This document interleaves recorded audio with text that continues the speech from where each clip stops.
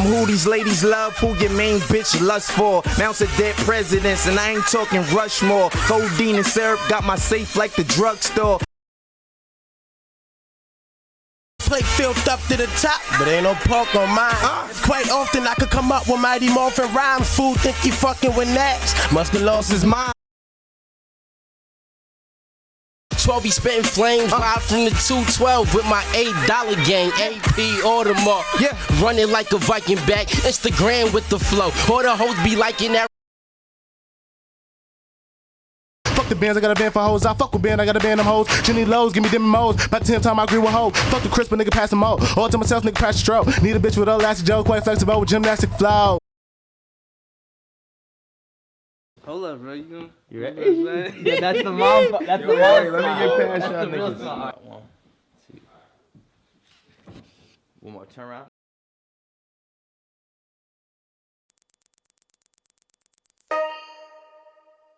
Always strive and prosper. What stunted the growth of the ASAP mob? Today's feature is the inevitable story we hear too many times when it pertains to music groups, especially of the hip-hop genre. The story of their rise to fame and success, only to see the same speedy fall to irrelevancy and distancing between its members. It's almost expected nowadays that a rap group won't survive the test of time, seeing as too many examples of this are the predecessors to today's feature, some being considered the greatest groups of all time. If they can't stand the test of time, what's to make us think a few kids from Harlem, New York can and will break the cycle? Using 3 reasons, I'll break down why I think ASAP Mob's growth was stunted when they could have been their generation's Wu Tang Clan. Maybe not based on quality of artists and music, but they too had extreme influence that stretched its arms from the US to UK to Japan, China, and even the Caribbean. They had the look, the star power, originality mixed with nostalgic references, youth, talent, and most importantly, feel for the new generation, which allowed them to connect in ways they almost developed a cult-like following until these 3 things happened. Let's get into it. Salute to Magic with the 9 for this request. It's your boy JC Stunted Growth. Let's get it, man.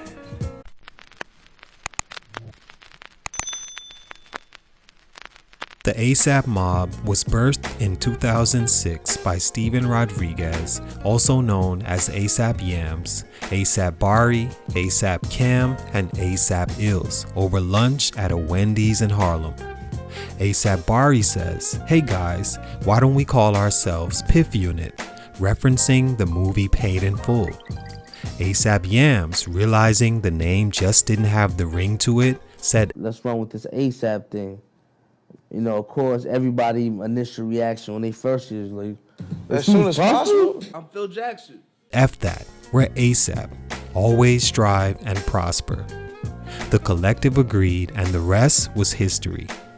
ASAP Rocky, most notable of the mob, would join a little later after being introduced to YAMS through ASAP Bari. And at some point, Ferg would also join, making the group fully fledged to take over the lane of young artists with a thirst for vibe music, explosive performances, and fashion. As the collective continued to grow, ASAP YAMS, when asked about the vision for the group, said that I'm Phil Jackson. Said that he hoped one day they become the next Def Jam or Universal.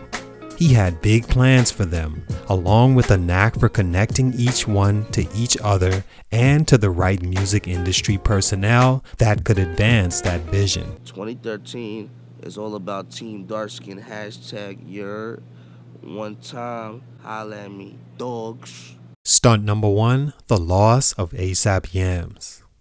He never used to want to crease his sneakers, so he used to walk like a pigeon.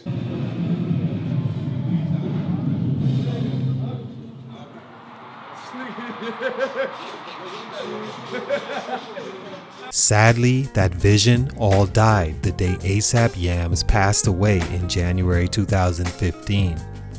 Yams was everything to the ASAP mob in a time when they needed exactly who he was, and if they didn't have him, we may never have knew about and saw side careers spawned that created a life for otherwise guys who were non-existent. And I'm on the phone at the same time with my boo. Hold on, let me put my boo on the phone. Yo. Hi. Fuck out of here. Banged it on her. To describe Yams makes you sad to even think about, because every person should be able to meet an ASAP Yams at least one time in their lives, and every group would be lucky to have. What I do, dog. Besides being the coach basically I'm Phil Jackson. for the mob that set the plays through his connections formed by his one-of-a-kind personality, he was a true friend that knew and owned his role in the team's success. I've heard it explained that he was like the kid at the baseball game with the same glove on every game, sitting in the stands behind the outfield, not because he wanted a once-in-a-lifetime experience, but because he loved the game, knew everything about it, and just being a part of it made him, I'm sure, feel like heaven on earth. The thing is, that kid in the outfield got into the game and got a chance to swing. He connected too, and sent ASAP into another stratosphere, one that multiple members became rich and famous doing all sorts of things, all because of Yams' vision. He modeled himself after what he saw in Jim Jones and how while Cameron was out being a star, Jim was behind the scenes setting the image for Killer in the streets. Yams took that on and did the same for ASAP. He understood that his gifts was being likable and a person people immediately felt unthreatened by and at ease. He used that to make plays for his team, and it worked. When he passed away in 2015, it was like Phil Jackson had left the Bulls, all while Michael Jordan was somewhere in an outfield enjoying life outside the game as well. Stunt number 2, the fallback of ASAP Rocky. Forget arguably, ASAP Rocky is the face of the mob. Even more than Yams, Rocky embodied what the vision of ASAP was to be within the industry. Not to take away from Yams at all, but Rocky was hip-hop from the essence of it, and even created in remembrance of one of the greats. He spoke the language of the young black kids just looking to get fly and be free. He had the personality that made many envy and admire the group as the new pretty niggas with their own sound and of course, style. Every group needs an ASAP Rocky, and for this one, he was the man for the job that would take them from a hopeful to the top of the game and changing the sound for New York City, whether criticized for it or not. But it always seemed Rocky was never fully invested in becoming the best rapper in the game or competing on wax with anyone. Instead, he seemed to want to bounce in and out of the game when he wanted to and pursue other passions like fashion and being a socialite. However you explain it, at some point after his second album and the passing of Yams, he just fell back from creating music until his testing album in 2018. After not having dropped an album in almost 3 years. After his debut album had the success it did, going #1 and eventually going double platinum by 2020, Rocky to me was a star.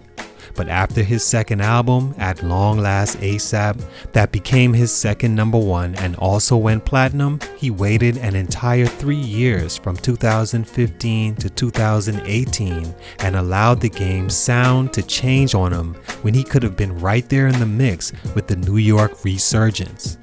Without other mainstream talent on the roster outside of he and Ferg, and without ASAP Yams to help find something new or set the plays, Rocky I think got to the point he doesn't need anything as he's already had success in the game and can sit back and chill. That's what he's doing, and it makes the mob as a whole look and feel as though it just might be over. Stunt number 3, no more intrigue. And the final stunt, in my opinion, ASAP Mob's growth was stunted, is because I don't think there's anything left interesting to know about them. When it seemed they introduced you to a new member every day, along with Ferg and Rocky still being in the game, they had interested fans wanting to see who and what they had to offer. After almost all the artists released their music, a decision, good or bad, was made, and as far as music from the group in the future, it doesn't seem very likely people will care. Especially the rumor that Ferg had been kicked out of the group and Rocky seemingly off on his own, living the life he always wanted. All in all, even though the group as we know is probably dead, they still came together and created a future for them all individually, and that's a beautiful thing.